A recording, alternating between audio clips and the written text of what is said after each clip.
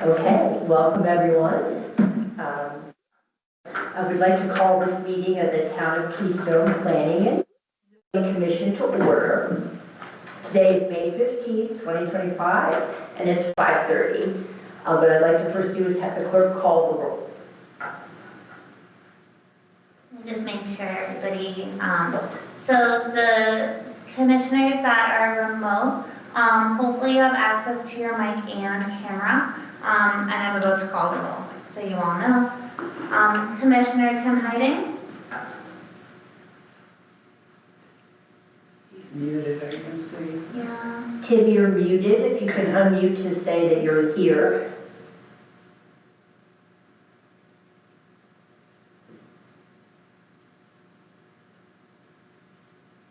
Should we go back to Tim? Yeah, we Let's can. do that. Steve, you're next. Commissioner Steve Jacobson. Again, we need you to unmute so you can say you're here.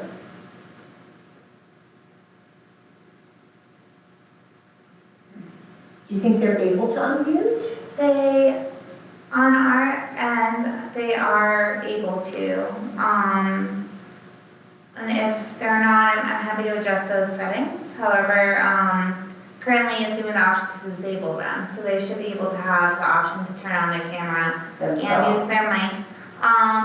Tim and Steve, if you want, you can shoot me an email if you're still having difficulties, and I'm happy to try to troubleshoot that with you after I finish roll call, so you're able to actively participate in the meeting. Does that work? Yes, thank you. Okay. Alternate Commissioner Dan Leasley.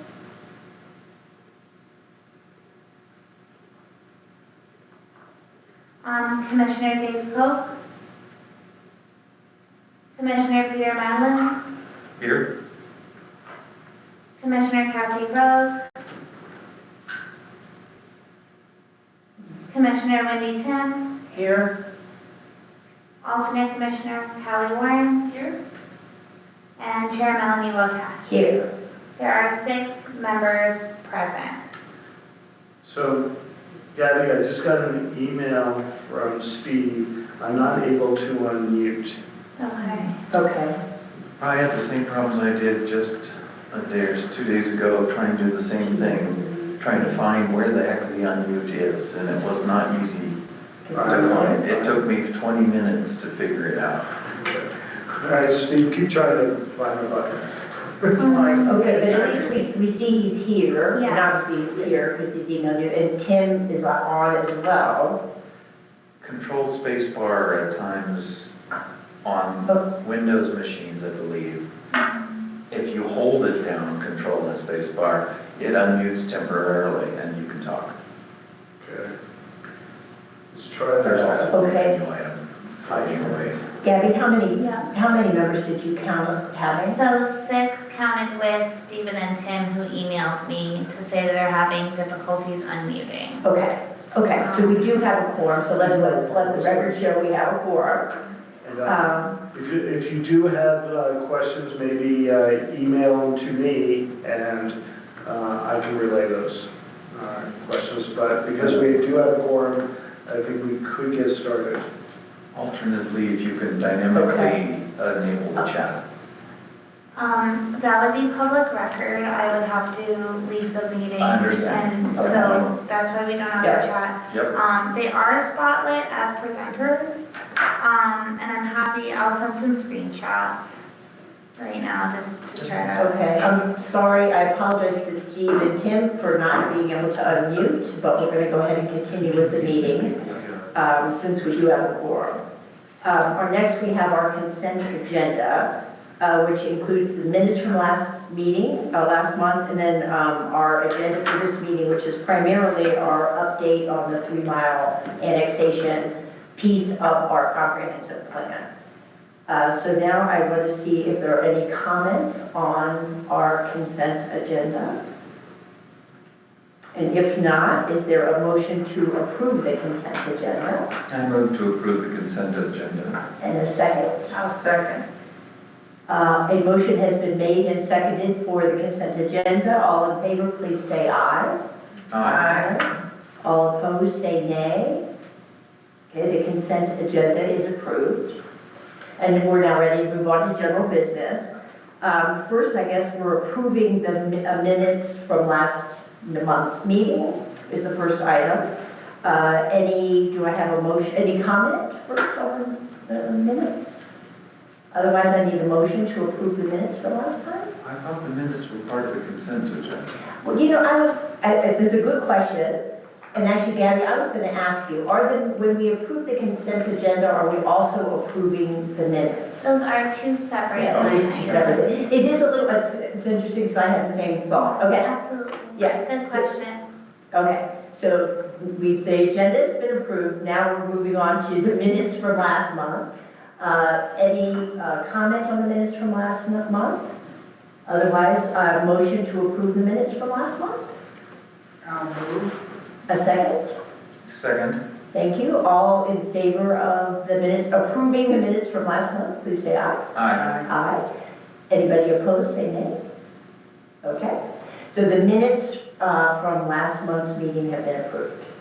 And now we move on to our real substantive item of business for today, which is the review of the 3-mile plan portion, the 3-mile portion of the comprehensive plan. And with that, I'll turn it to Lindsay first, or?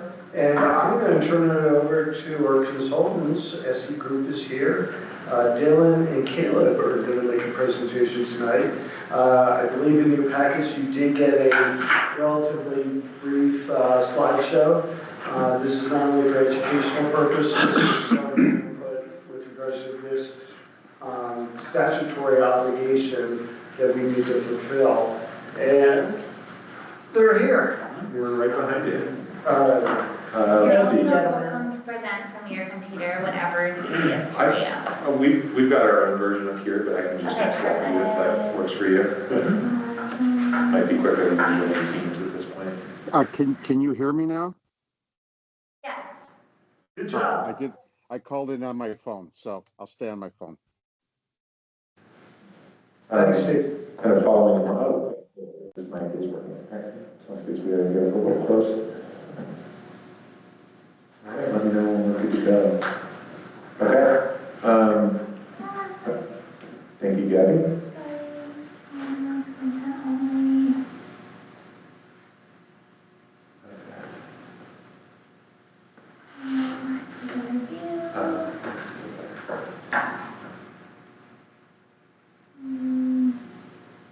Is that big enough for everybody? Let's see.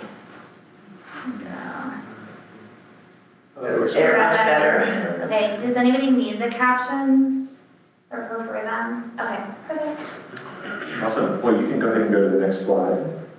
Great. So just to kind of like brand what we're going to talk about tonight, we'll start with providing some background information, just kind of level setting what is the 3-mile plan itself, and like what are we going to kind of talk about.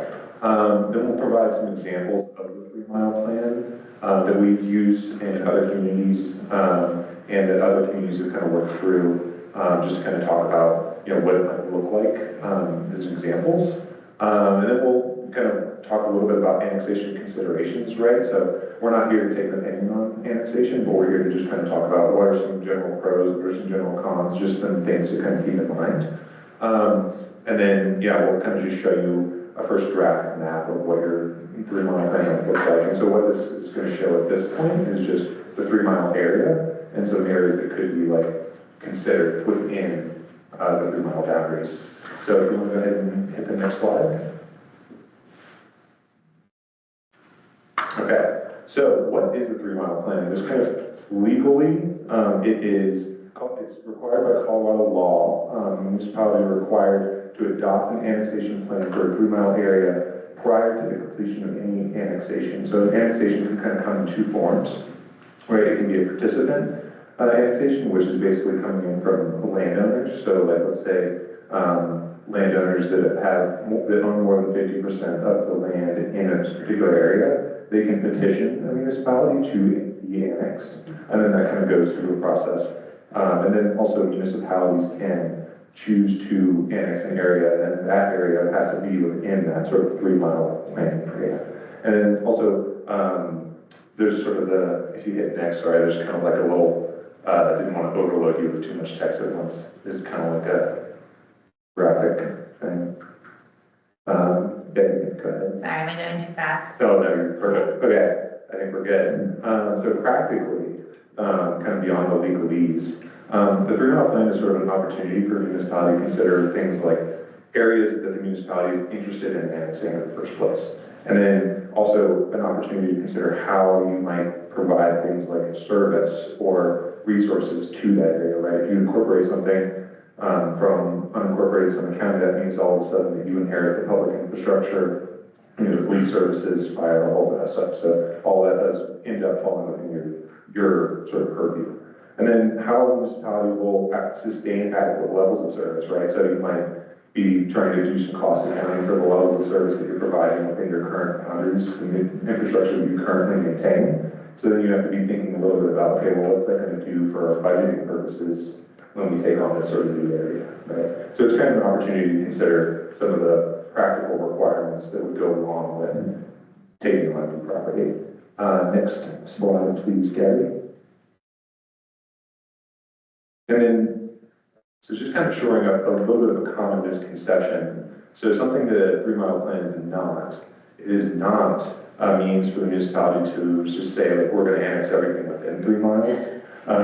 So that's something that we have seen and that other municipalities have certainly dealt with in their planning history is, you publish a 3-mile planning map and then landowners get a little concerned that now that means, oh, all of a sudden we fall within that 3-mile boundary, we're going to be annexed all of a sudden. That's not true. Municipalities cannot force landowners to annex, nor can landowners force municipalities to annex them. On either side of those equations, right, is the landowners are trying to petition a municipality to be annexed, or if the municipality does want to try and annex a new area, there has to be a level of negotiation between the existing jurisdiction and landowners. And then there has to be a notice to the public, and the public does end up getting to kind of weigh in on some of that as well. If you hit the next button, the next one, I guess, that's interesting. So kind of what it is, sort of boiled down into one sentence. The 3-mile plan sets up the necessary conditions for future annexation to be on the table by identifying areas for growth and discussing how you provide adequate levels of service for the new area. That's pretty much what it is that we're trying to boil down into one sentence. Let's see. I'm going to pause here because the next few slides are going to look at a couple examples. Is there any questions that you all have at this point? I just had one quick question. Please. I'm assuming, based on the other points you just made, that a municipality does not have eminent domain authority. Is that only with the state? Municipalities do. I think it gets a little tricky. I think it's a little different, but municipalities do have eminent domain authority. I don't think you hear about that happening as often for municipalities to exercise that eminent domain authority as states do, because typically that's like, we want to do some major capital project or something like that, and they need to acquire the land in order to do it.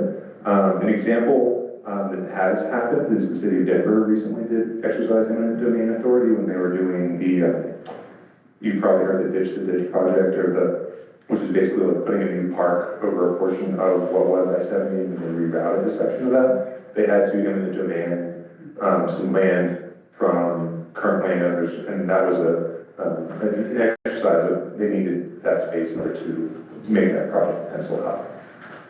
But with town of Keystone, just conceptually have the right to blight and go through a condemnation process? Yeah. With the but-for and the whole, where I'm going with it is, if there's gonna be some next adaptive reuse or multi-use development here, and maybe there's a holdout type ownership. I mean, I'm just trying to understand. I'm used to the city of St. Louis where there was a lot of lighting going on and the authority was very active. That's not anticipated, but you have to have clear parameters starting with your 3-mile plan and, okay. Yeah, and so it's kind of like a nexus test. So Usually also blight is this can also be determined by urban renewal authority, which is usually an extension of the municipality, so it's like a department or a wing. You mean like in Dillon's? Exactly. And so urban renewal authorities typically, kind of a lot of where they end up getting some of their criteria or their statutory enabling was, through the designation of an area as blight, and then being able to issue, basically the ability for like lower cost development or subsidizing developers to come in and redevelop projects. And so that's where like, a lot of that ends up coming from. That's usually funneled through a municipality's urban renewal department or an urban renewal authority, which can get a little complicated because in bigger cities, they sometimes tend to be like sort of this quasi-public-private, like adjacent agency, but for a lot of smaller municipalities, it's kind of a department that ends up being a part of the municipal arm. But that being said, you don't have to have an urban renewal authority to be able to exercise eminent domain. That's actually what it should be, as So if I could interject, the 3 Mile Plan really is more jurisdictional, and what you're broaching on is ownership pattern. Yeah. So there's 2 distinct differences there. It's an excellent question, and our attorney asked if she needed to be here tonight, and I said no. So I would actually feel more comfortable maybe bringing that up as a topic of discussion. I can put it on one of your agendas to address if you're truly interested. I think it's obviously a very legal idea, and I started this off, I just was curious, is it even anything, to get a briefing on it. It's a great question, again, but it's really out of scope. Yeah, it's very legal. 3 Mile. Okay. I can understand the nexus. Okay, we'll do it at another meeting. Peter, I don't think you had something you wanted to ask too, is that? It's kind of related, just a comment more than anything else. Breckenridge went through this with a piece of property south of the town about 10 years ago, give or take 5. And I would comment that that mechanism is a mechanism of absolute last resort. And the question that comes with that is, does the state statute say that 3 Mile Plan has to include that in order to use eminent domain?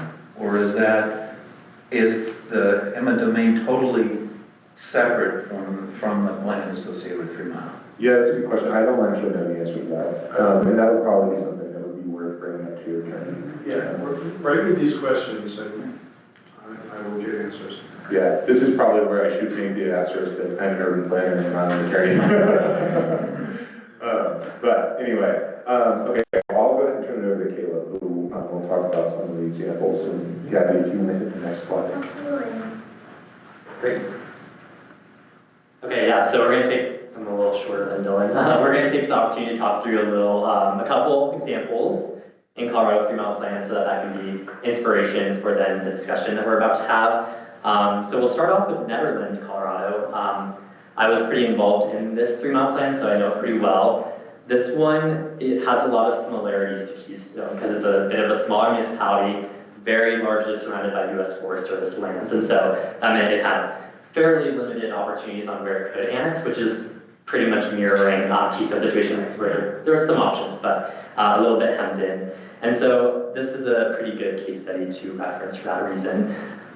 So what we ended up doing as Plan Commission identified a few targeted areas that would be under consideration for annexation. And so if you look at this map, I know the legend is probably very small.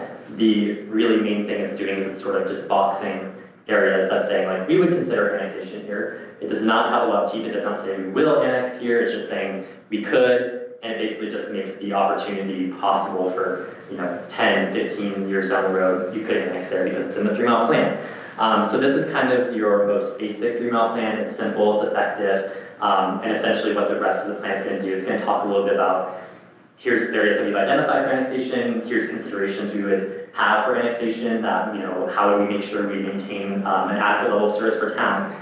And so, again, this is kind of one of those bare bone 3 Mile Plans, but it meets all the marks and is pretty effective if you're not overly ambitious about annexation. Yeah. Do we want to answer a question real quick on that? Yeah, it has to do with the definition of maintaining service. Since our town does not supply municipal services in general, there are few we do. We still have to include in the plan all all services, even if it's not supplied by the municipality, is that correct? You know, again, like I don't know exactly the kind of like bright line that you have to meet there. I don't know if we could go more. Just like a little bit, maybe more information on that is that what you would probably need to do, so there's a requirement that you would need to do a study of the particular parcels that you would be interested in annexing. So you would need to do a little bit of an understanding of what infrastructure you'd be inheriting from those, and then describe what the services you need to provide are. So in case those are different than anything you offer now, you need to also outline what your plan would be for creating that type of service to be able to provide to that area. So let's say you are not currently, I'm just going to make up an example. Let's say you're not currently providing fire protection service in town currently, but you annex a parcel that would require some reason that you need to provide fire protection services, then you need to create a plan for maybe we're going to buy a service from the town of Dillon, or we're going to do something. And you like you can point to something that maybe isn't necessarily just you creating the service, but you need to outline how you're going to make sure that that service is provided. I just want to ask my remote participants, does anyone have any question here at the beginning? I'm sort of looking at your faces if you want to wave or something if you need, if you have a question. Yeah, Tim, you've been unmuting yourself, so I think you probably have a question. Tim, did you have something? No, I'm fine. Okay. Okay. I'm going to mute you then, if that's okay. Just because we can hear some background noise, is that all right? I'm Okay, good as well, well, Steve. I'm fine. You guys are all muted, but I'll check in with you periodically to make sure you have a chance for questions. Okay, go ahead. All right, so the next case study we're going to look at is Fruta, Colorado. The reason is that they approached it a little bit differently, and this is an option that could be taken. And so here in this case, what they did is they first identified an urban growth boundary. So that is basically exactly what it sounds like. It's saying, okay, we don't want to see urban development beyond this area. So I know Steamboat uses this, the city of Boulder uses this, and it's sort of a way of saying, okay, there's the city municipal actual outline. Now we're going to talk about, okay, if there was going to be development, how far out is that okay, but like for it to become urban development before we want to sort of cut off urban development and really preserve rural development. And so then what this 3-mile plan does is it talks within the urban growth boundary. It does all kinds of planning about land use. What would it mean to annex here? What would it mean to start providing services here? But then it really doesn't even discuss outside of the urban growth boundary. So again, this is kind of an option if you want to really hem in the opportunities for annexation beyond a certain point. And I think that's pretty much the main takeaway here. This one's not dissimilar from that, it just adds that level. And then if we advance to the next slide, we are going to talk, we added this one to the packet, but we were reminded of some work that we've done previously in the town of Frisco. And this one was a really, really in-depth, kind of the opposite of Netherlands bare bone 3-mile plan. This one was really in-depth. It was a 30-page document. But there's elements of this that I think could be applicable to Keystone, potentially, depending on what the goals are. So in this case, what you're seeing on the right-hand side is one page of this 30-page document. And what they essentially did is they drew their 3-mile plan, and then they started identifying specific regions. So this one's Bill's Ranch, which is like a specific part of that 3-mile area. And then it does very specific planning within that. So it's kind of this one-pager that then says, okay, if we're interested in annexing Bill's Ranch in the future, here's the existing land use there, here's the existing transportation conditions, the existing utilities conditions, the existing community services, open space. And then at the bottom of that, an analysis of, okay, now that we know what's there, what would the requirements be to annex this? And so this would really be kind of a running start towards annexing it for future planning commissions to reference. It just gives you a lot of information. So an option would be to kind of do the traditional 3-mile plan, but if there is like a specific area of focus, do a little bit of a deeper dive and include that in the 3-mile plan is totally an option, and that's what Frisco decided to do. All right, and then before we jump into our conversation today, we'll just kind of, at a high level, talk about annexation a little bit. It's just important to be aware that there are, of course, advantages and disadvantages to annexation. So some of the advantages of annexation are that you gain greater control over the land use, of course, and those taxes, or in those areas that you choose to annex. It could help you expand your tax base depending on what kind of tax policies you have, but obviously that kind of goes along with having control over that land. It also can provide opportunities to expand housing options if you're just looking for space to develop, along with commercial spaces and public facilities. So obviously that is a benefit to increasing your land. And then another is increasing population within the town. For example, in the town of Netherland, there's a lot of development just outside of town. Those people really want to be included in the government and potentially be on city council, those sorts of things. So you could also extend those opportunities and kind of get a bigger group in that sense. However, some of the disadvantages of annexation generally just have to do with expanding beyond your limits and the strains that come with adding space. So you can, you have to take over infrastructure, those public services, and it can really spur a need for new revenue, new investment, and so it can be a really big financial liability if you're not ready to take that on. You have to consider utilities, roads, maintenance, emergency services, just the entire gambit. And of course, there's also the element of conservation. You could be, disrupting natural landscapes or encouraging development in places that currently have less development by saying, oh, now it's urban, now it's, part of our municipality. And so that can also be a factor. And now we're going to move on to our discussion questions, but we could pause here and just make sure there aren't any additional questions on anything we have discussed up to this point. For my remote viewers, are they able to put? Are you guys able to raise your hand, that little icon, so I can see that you wanted to talk? You can also unmute freely. Oh, okay. Or you They can. all got it down. Okay. Okay, looks like we're good. I do have a quick question. Okay, sure, Steve. Yeah, just real quick. I may have been said, so I apologize. But assuming this was approved and we would move forward, and town council would approve, have you had any thoughts about what kind of legal budget we would need to accomplish this? That would have to certainly need the commission council to approve. I've done this in the past. It could get, you're going to have to make decisions on which ones are easy to get and which ones aren't. But we are going to have to think about a legal budget. Just a point to bring up. Sure, it could be part of our discussion with Jennifer when we talk about sort of the legal ins and outs of doing this. Sure. Yeah, it sounds like Lindsay was going to facilitate a conversation with your town attorney. Yeah. I will absolutely do that.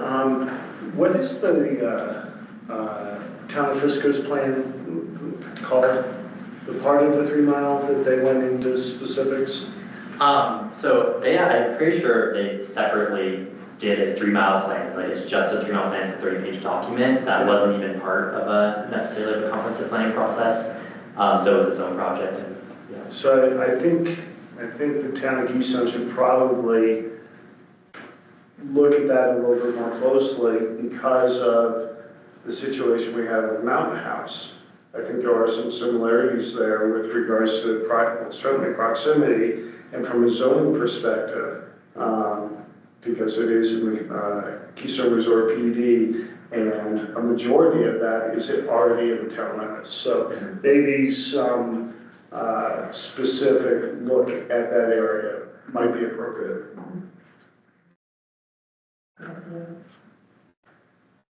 It's smack dab in the center. One of the items, if I might, that came up during the incorporation of the town was certain entities were uncertain about being under the auspices of a new governmental entity that they know nothing about or really didn't understand necessarily what might or might not happen. Yeah.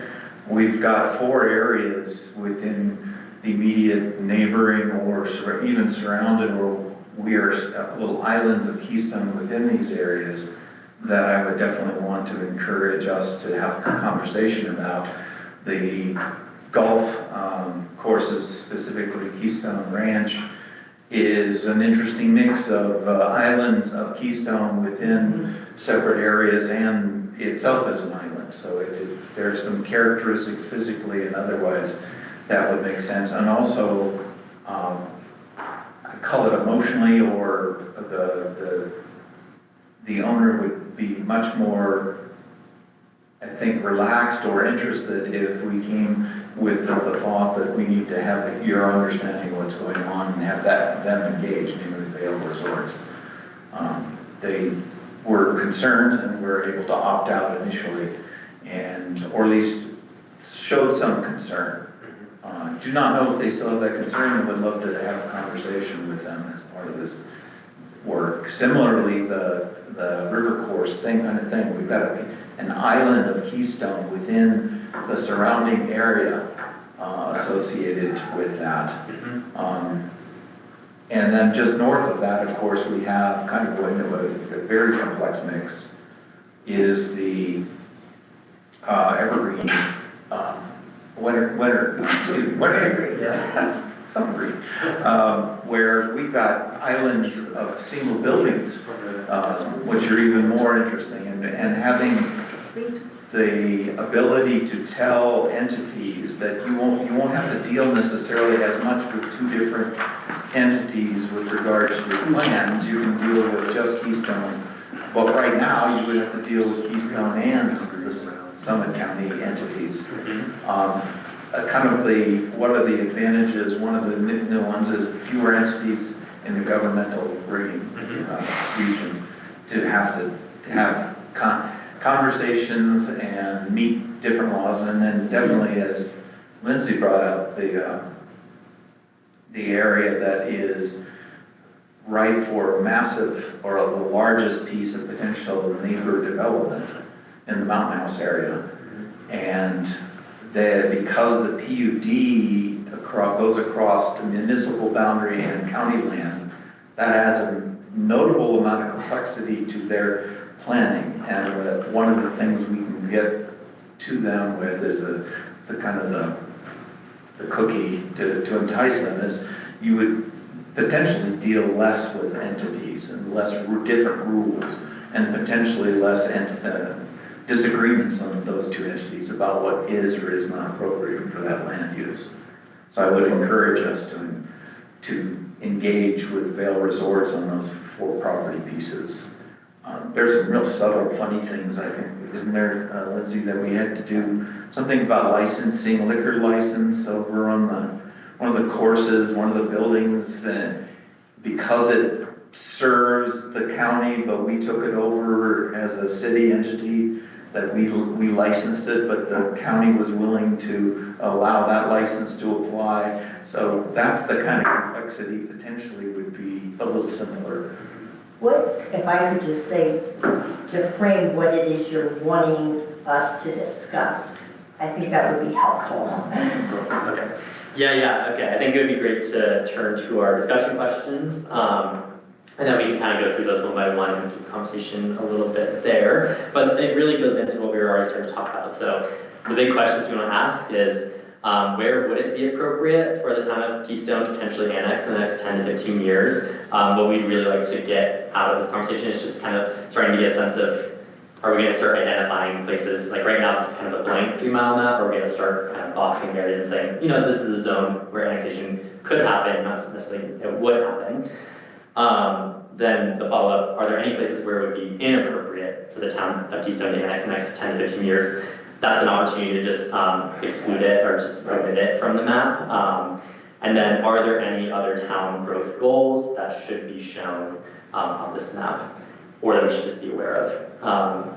So yeah, I mean, if we wanted to kick it off with a conversation about where is appropriate, where is inappropriate, I think that would be a great place to start. I think in some ways that Peter was just identifying like 4 areas that where there's islands or people are, spaces are half in and half out. It struck me that fits totally within the first question of areas to consider for annexation. Absolutely.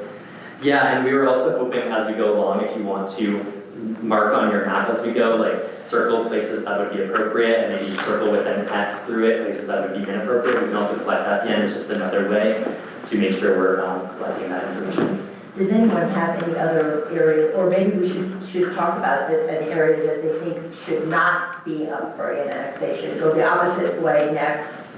I just have a general criteria that I would use in our conversation, if I might. Sure, that's it. There are neighboring entities that may or may not have the same kind of interest in the property. I would want to investigate what the 3 mile plan is for our neighbors before we go out and do the same kind of thing, and then, you know, have different needs or interests in that property or not. I would lean toward us not wanting to counter anybody else's plans and learn what they are first to avoid them.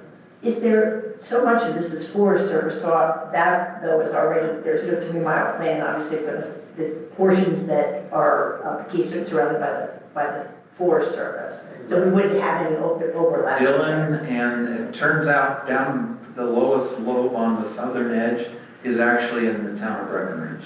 And if they had a 3 mile plan, they would also overlap with ours. I don't know, because the incorporation on Montezuma is different, whether they had to have a 3 mile plan or not. But I would want to investigate, you know, what they look like.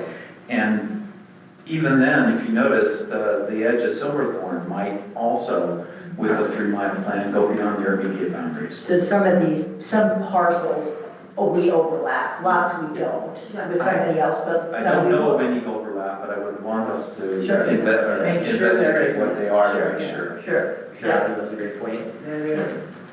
Well, I guess I have another question too, maybe overarching.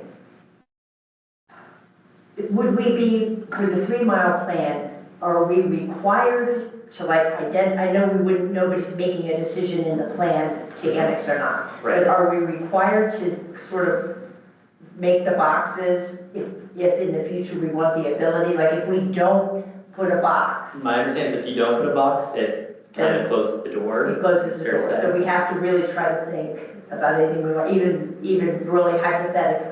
Yeah, Okay. yeah, like I would say like the Netherlands version was pretty hypothetical. Yeah. They just didn't want to close doors on those Right. options, and so that's why it's a pretty light touch in the document of like, we could annex it, here's what it would take. Yeah, and Okay. that's totally appropriate as That's well. good to know, so, okay. How do most towns, I mean, how do people go about this? Like, do you sort of start from the west and move, do we move left to right on this, our big circle, or is there any sort of logical I way? think it's helpful to maybe start identifying, you know, feasible locations, so Mountain House being one, you know, Sun Cove is in the conversation. You know, we talked about we labeled the county landfill, you know, these are places that theoretically could be annexed. And so if you guys wanted to start having a conversation, just kind of going one by one, saying like, do we want this on the table, or do we kind of want to say, let's put it off the table for 10 years, you know? This is probably a good way to go about it. Yeah, I'm just gonna chime in here a little bit, that like, maybe another way to help kind of frame this is that since we're doing this as a part of your comprehensive plan, you can think about this 3 mile plan having a shelf life of around 10 years. So like, what do you think is like your feasible priorities for the next 10 years? Right. It can be up to yearly, yeah, but so you can open the door of a 3 mile plan every year if you want to, but you can use this as like a way to kind of help. And this might help with just framing like a realistic timeline you might be prioritizing for now, right? Because, you know, year over year, things are gonna get away, right? So it's gonna, yeah, you might just think about this as like, what's your punch list for the next 10 years? Okay. And then obviously if things change in 5 years, that's totally fine. I have to say, one thing that would make me nervous, I guess, in a way, is that even to put a box around Summit Cove, say, for example, but there could be other places too, I don't want to limit it to that. I think it would be important to consider that the people in those lands would be like, oh, wow. Areas that might want to be annexed would be thrilled to see a little box around them in our plan and might get their hopes up that they'll be annexed. So we would have to, I think, be careful that maybe we don't want to do that, or be careful whether we do or do not want to do that. Yeah. And I don't know if that's something we talk also with council, if they're with our council, town council, as part of this. I just think that's something we have to consider as well. Totally. Two immediate considerations with regard to the code. One is they had proposed to evaluate whether the code was going to be part of Dillon, since Dillon's been thinking about this for 10 to 20 years and it never occurred. I would put that more on the back burner just because in 20 years they haven't decided to go forward with that with Dillon. That is only one data point, one way of looking at it. There could be others, and it's a little tricky, but as far as I know, there was no pressure when we incorporated from the residents to become part of the town. They like the freedom to do what they're doing with regard to the zoning, densities, etc., from the people who mentioned things. There could be another group who were quieter and don't know, but at this point, I don't know the best mechanism to understand whether some group might be interested in joining us as a town or not. And then we would look at it, whether what the pros and cons are with regards to the town, putting that in the plan even, much less actually going through it. I think maybe just to kind of help narrow the focus right now, maybe think about it from the town's perspective.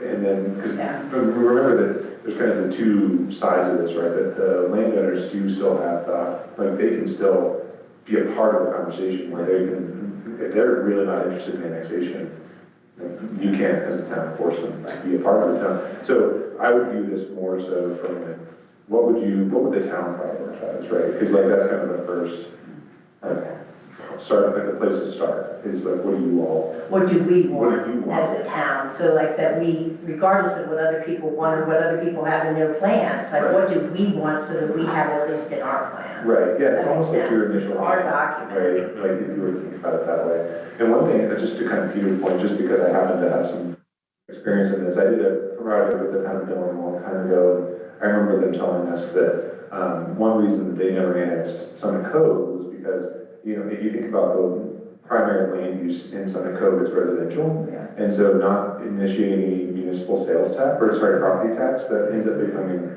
from their perspective, like a net liability. Because at the time, right, where you're ending up providing more services than you're collecting. Right. So, Right, okay, I agree. Remote folks, anything? Any questions, any comments?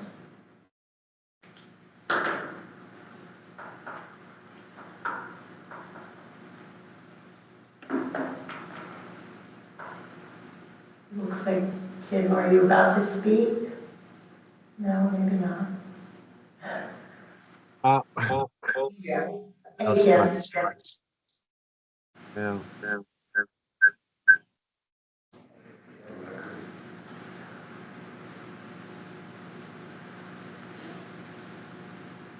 Oh, shoot. I know. Let's see, we're trying you again, Tim. Let's see. Yeah, there's capabilities.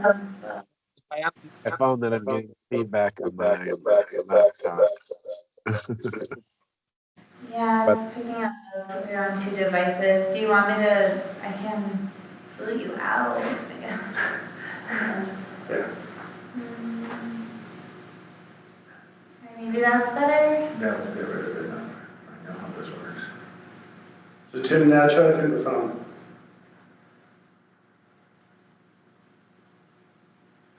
If you're using the phone, Tim, you need to decrease the volume on your speaker from your computer. Yeah, that's. Does that?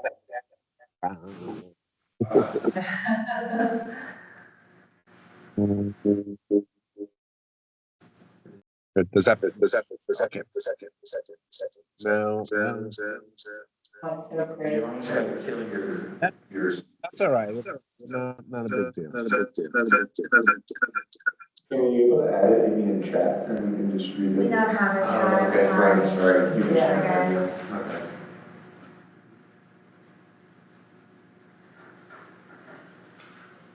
So we don't think there's any way we can talk I him mean, here you for. can leave one of them, but I disabled it on my end, so it's something that he'll have to do on his computer. Unfortunately, or you can just pick one, Tim, and if you want to use the phone, then you would have to leave. But you would have to adjust your computer speakers because it's still picking up your voice, so that's why we're getting that feedback. Tim, you can also email me the question. Or me, yeah.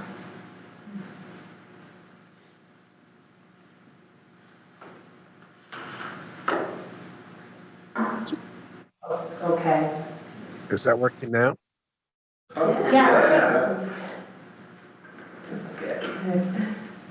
Is that better now? Yes. Okay. Yes. Yeah. Yeah, I did something a minute. But anyway, I think the point was already made. But I mean, the big discussion, and I think somebody just mentioned this before with Summit Cove, is that they're basically all expense with very little revenue. They have a ton of roads and very little commercial. And so I know we had long discussions about this in the corporation committee, and that was the reason we said why would we ever want to take on all of that expense with no revenue to support it? Right, makes sense, makes sense. So, I mean, other areas, I mean, I would think that that the areas like, boy, it is sort of hard to say where not to annex. I was trying to think of identifying places not to annex. Just to maybe take a little pressure off you, you don't have to have all your answers tonight. Okay, good. So you all can take the next couple of weeks and like think about this, you know, like and email some of your thoughts to Lindsay and me, and we'll make sure to capture those. We don't have to have everything solved tonight. Okay, great, great. But we could talk a little bit about the criteria we might use in that. And one that comes to mind is to avoid stepping on our neighbor's toes is a polite way of describing it. We've got Dylan that we would want to be very careful of and potentially want to avoid stepping on areas that are either neighboring them or close to them, because in general, I have not seen any conversations about why we would want to do that in that direction, other than the evergreen, wintergreen, area, which is even then, it's not really bordering it per se. The other is to stay a little bit away from Montezuma because they have a very specific characteristic that they like, which is extremely rural oriented and very limited in size. So I think I was that kind of like going to the second part of the question, what are the areas that you kind of want to maybe stay away from? Anything that is associated with existing municipalities comes to mind. I guess I hear it, and I can't help but counter with something that along the lines of what you guys said, that as a town, we don't want to necessarily set ourselves up that we have to defer to other towns. See, we're just as equal of a town as those two towns are. So my perspective would be, we say what we want. It's the plan anyway. Obviously, again, we're not doing it. We're not doing it. So even if we put something marked as potential area to annex for, say, Montezuma or Dillon, I don't think we need to hold back from doing that, because to me, it feels like we're deferring to other towns and not giving ourselves equal standing. That's probably my legal background that I'm speaking, but that's how I see it. You bring up a good point. One of the characteristics I want to understand a little bit with regards to annexation. Annexing an area and then immediately turning it into open space is one, yet my understanding, and tell me if I'm wrong here, is a mechanism to preserve some of the characteristics we might want, which is to not develop an area. So the inverse is also a little bit true with regards to choosing land. Not just choose it for development, but choose it to manage the development and or control it. Some places, yeah, we want to grow, other places we may not want any. Is that a reasonable approach? The thing that comes to mind is the fact that even the Forest Service is getting pressured to sell land. And I would hate to see them sell what would be prime development property and destroy the rural characteristics of the edges of Keystone. Is a thought that comes to mind very quickly. But then again, I don't know if that's viable, can you go tell the feds, hey, I'm interested in taking your land? Is there any precedence for that? I noticed some of the areas you talked about specifically did cover National Forest Service boundaries or Bureau of Land Management boundaries.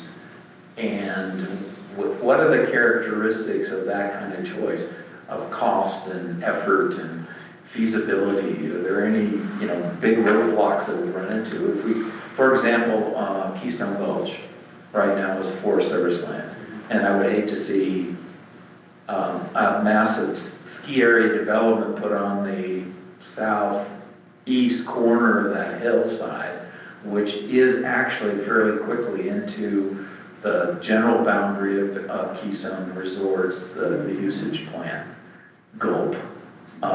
People may not be aware, it's not there yet.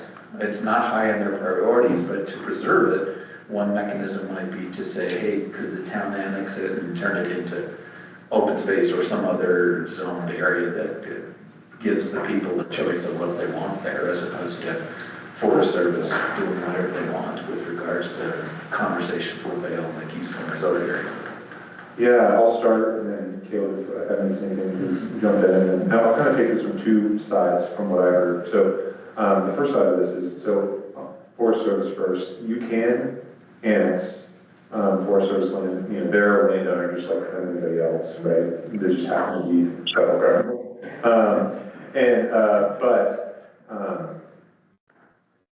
It would be a little bit trickier to work with them because they're kind of also serving in two capacities in this sense, right, where they're kind of a landowner and a jurisdiction at the same time. So there would be a little bit of like a weirdness. And, just generally working with the federal government can sometimes be a little tricky. But that isn't maybe a whole other can of worms, so we don't have to get down right now. I would say that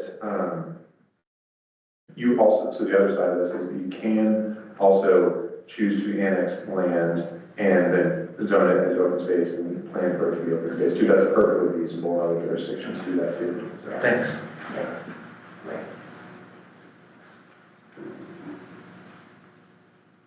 Kathy or Steve, any questions or comments from you guys? No, I'm good. Thank you. Okay, Kathy?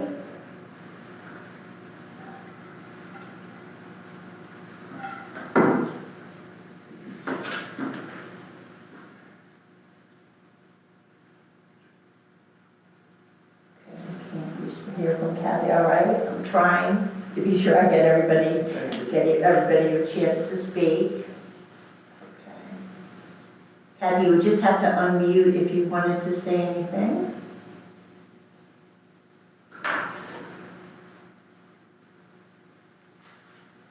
Okay, we'll leave it. Anything else here?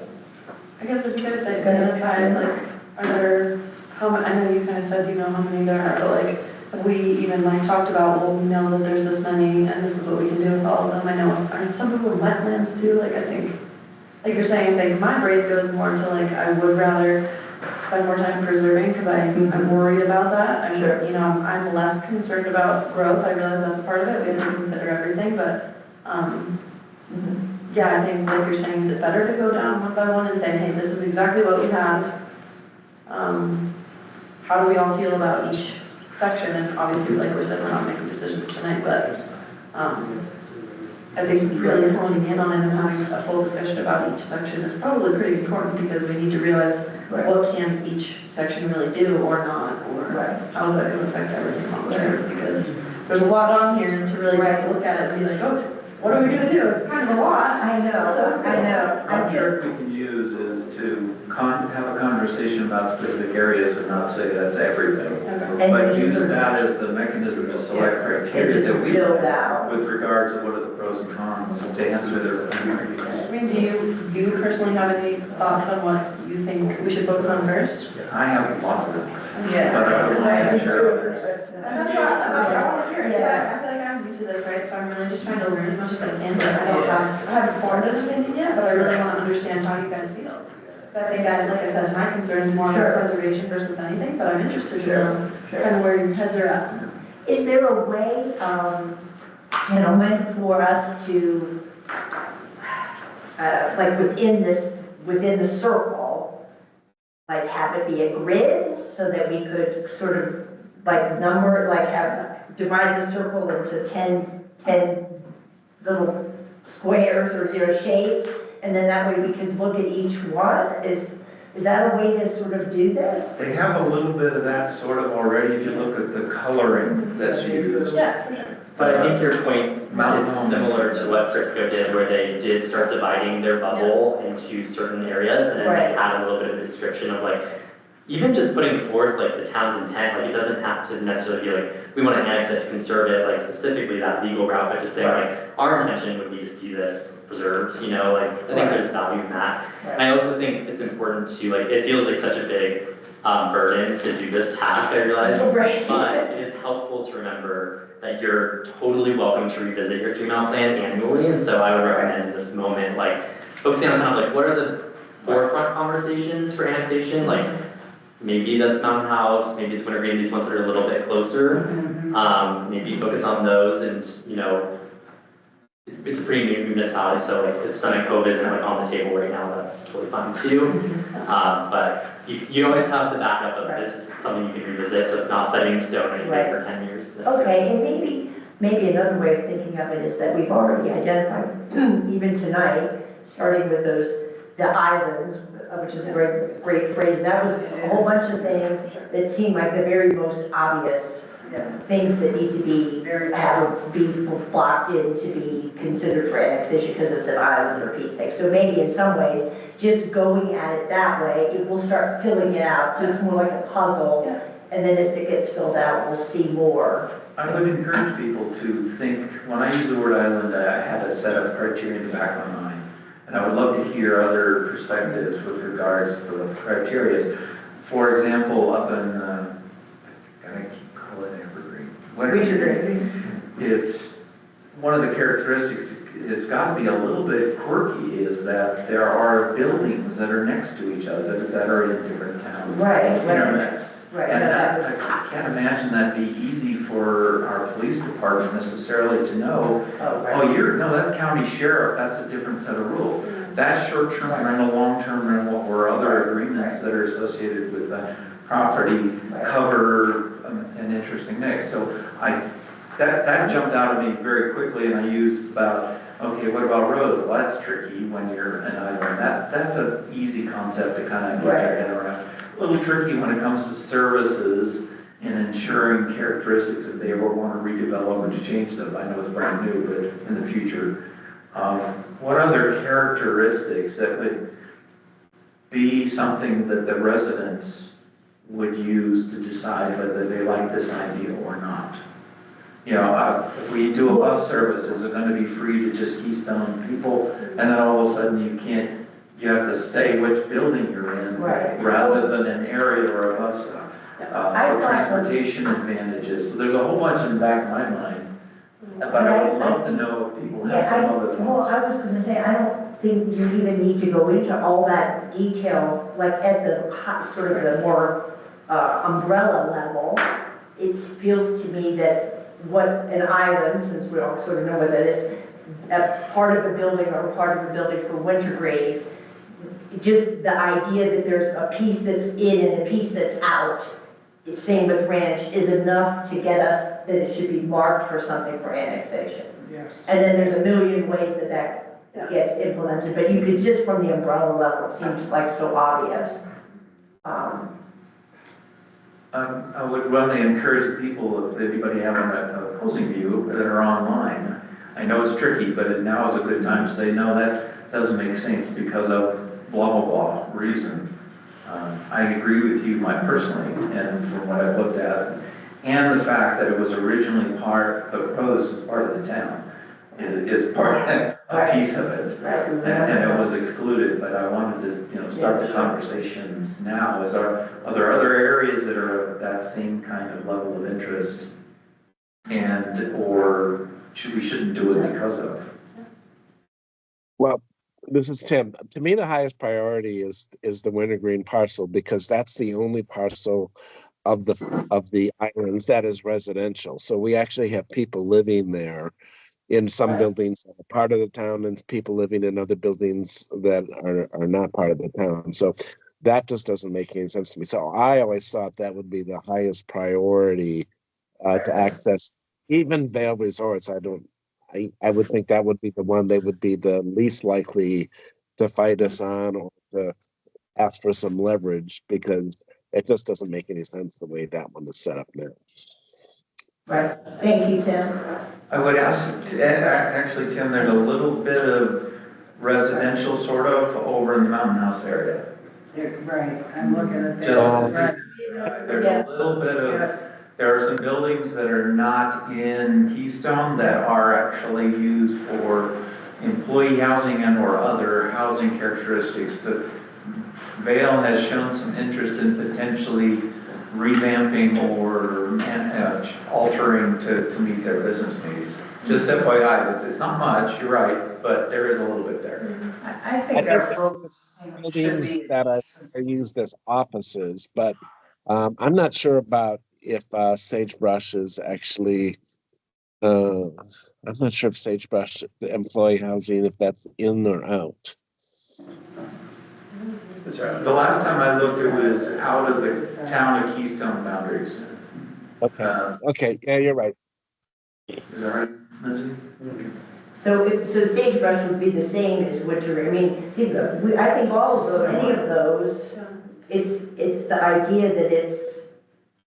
I think it should be the adjacency. Right. Where, you Yes. know, if there's, Right. you don't cause an island or perpetuate more islands. Right. We get rid of the islands. Get rid of- Get rid of the islands. We box them out to get rid of the islands. Call line for your 3 mile. Yeah, there we go, get rid of the islands. Right, okay,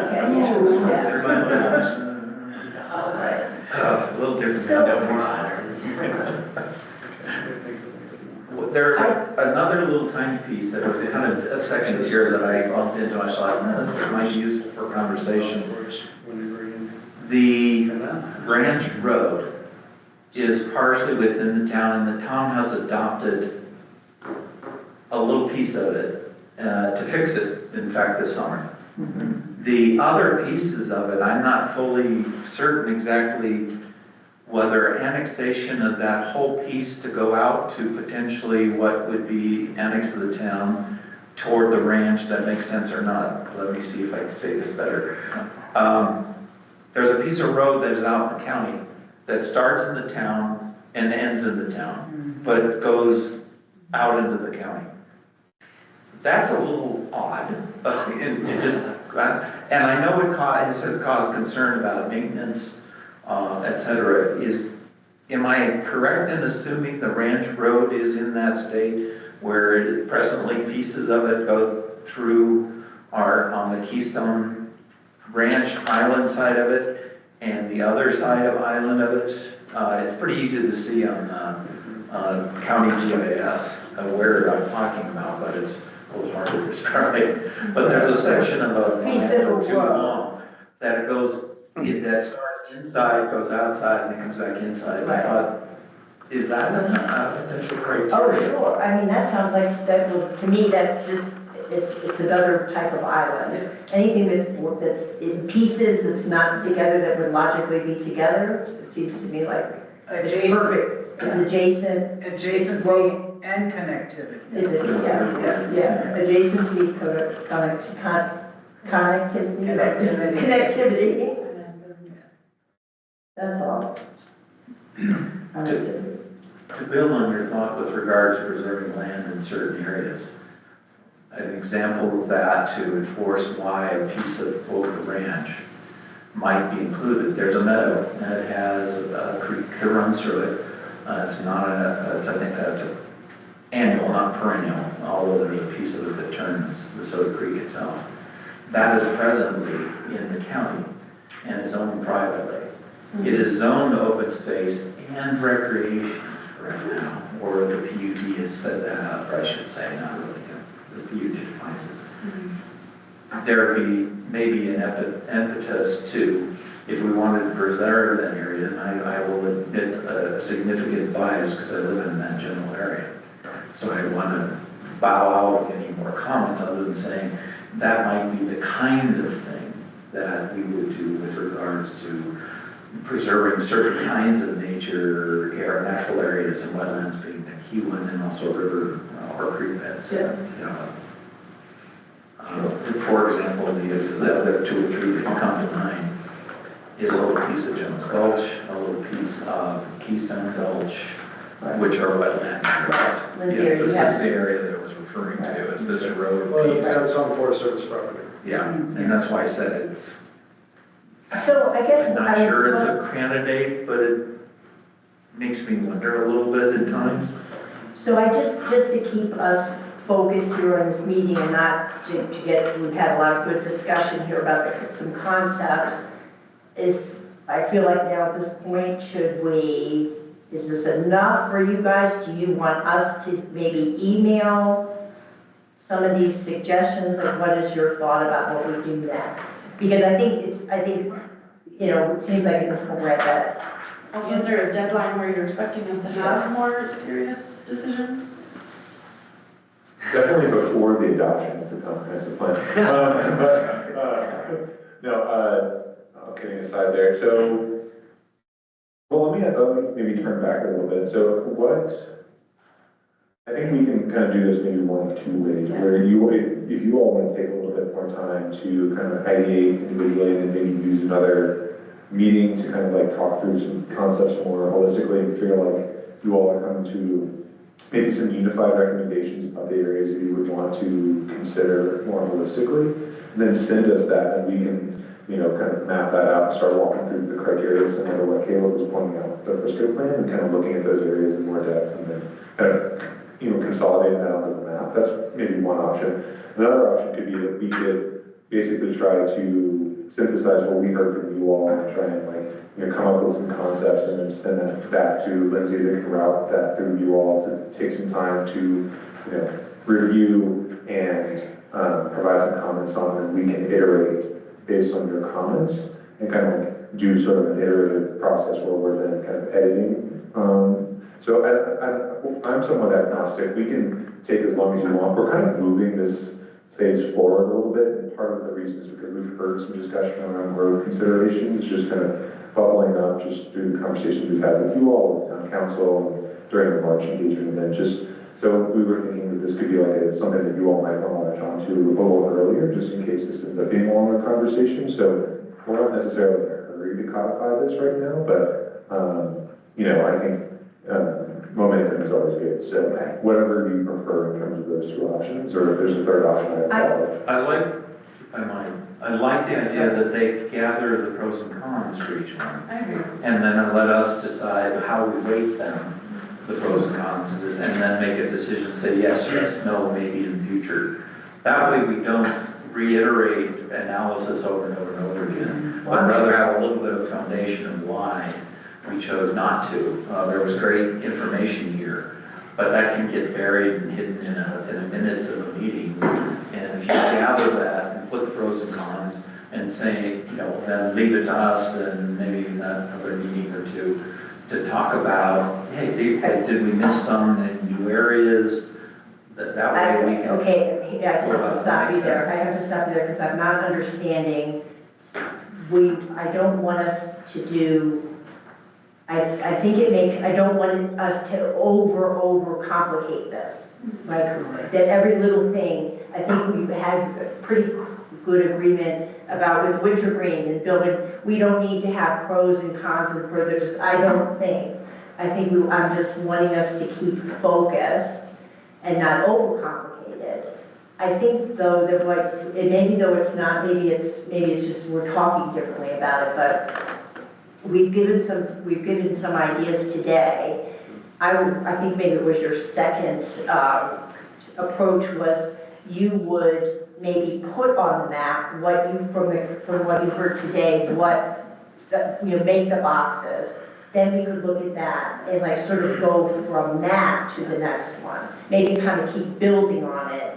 Maybe that would help us and not be overly, I think that was your second. I think like. And maybe that's not even different than what you're saying. Yeah. I think it's It might be we're saying the same thing. I think it's a combination. I think from this conversation we've heard a lot from you that is useful, like about mountain house or whatever you come to mind. It's like, Right. we're probably gonna, in our first iteration, put those in a box, talk a little bit about what it would mean to annex those. And like, so we come forward with kind of the first iteration, and then from there say like, oh, well, maybe we do want to add this particular parcel that we've now been thinking about since then, or we want to detract, like, redraw that. The computer I brought downstairs because I thought if the storm hit, we had to go down there. You'd want, that's where it's at, if you're looking. Steve, Steve, we couldn't hear you. Steve, No, could you? Yep, no, I'm okay. The storms that are coming through keep kicking this thing on and off, so I apologize for that. We got some nasty storms coming through. Wow. No, I'm good. I'm good. I just one comment. I absolutely agree. We need to keep this simple. There's enough complex pieces of this that absorb a lot of other times. So I absolutely agree with you. But, just kind of keep on the simple track, get the planning going and start getting the additional input. So I'm in agreement. Yeah, like considering a comprehensive plan sort of level, I feel like this has been pretty fruitful in starting to identify a couple zones where we feel like it would be more appropriate. I think we've also identified a couple zones where it would be less appropriate. So I think we would have what we need to come forward kind of with an initial iteration. You mean, in other words, you prepared this map, correct? Yeah, Yes, that's he correct, did. So I think you got a pretty good sense in a lot of conversation of the goal of, again, adjacency and connectivity. Yep. And we know that this is not national forest ownership. It's Vail Resorts ownership primarily, much of this, Yep. okay? So maybe come up with a version of this that has a coding color of potential annexation, priority annexation, or for, annexation possibilities. Yep. I mean, we'd be here, you said 10 years? It's 10 years minimum right now with doing anything with the federal government, okay? And why spend the time and the energy doing that? Okay. I think we've sort of come to we've got a plan. This will give us, like, if you guys can make boxes based on what you've heard tonight, then that'll be our next step. Just start with that. And Absolutely, And then that gives us like sort of our first draft. Totally. Yeah, We appreciate. Oh, of course, yeah, and just to kind of, so we're a little bit understanding of like your timeline, but this is your next meeting in June super heavy? Do you have a lot on the table? Do you want us to kind of have something that you can review then? Do you want us to, when do you want us to have something you all? I'm looking at Lindsay. June is good, or? Yeah, let's do June. June is good, and Yeah, that way it's on our mind, and then we can all be thinking about it as well. Okay, June would be great. Cool, all right, that'll be our goal. Okay, thank you. Any comments from my remote folks? Nope, I'm good. Thanks for having your face shaking there, Tim, that helped. Yeah. Okay. All right. I think this was a great discussion. We got a lot accomplished. Thank you guys so much. Thank you all. Yeah. Thank you. And do we have any other business tonight? I don't think so. So I think that concludes our agenda for today. So could I have a motion to adjourn the meeting? I'll move. A second? Second. My two normal movers and seconders. You're the shaker on it. Yes. A motion has been made and seconded to adjourn the meeting for today. So thank you, everyone. The meeting is adjourned at 6:45 p.m. Thanks, everyone. Thank you. Bye. Bye, everyone. Bye, folks. Just so we're on the same, literally, because we're going to have this. Yeah.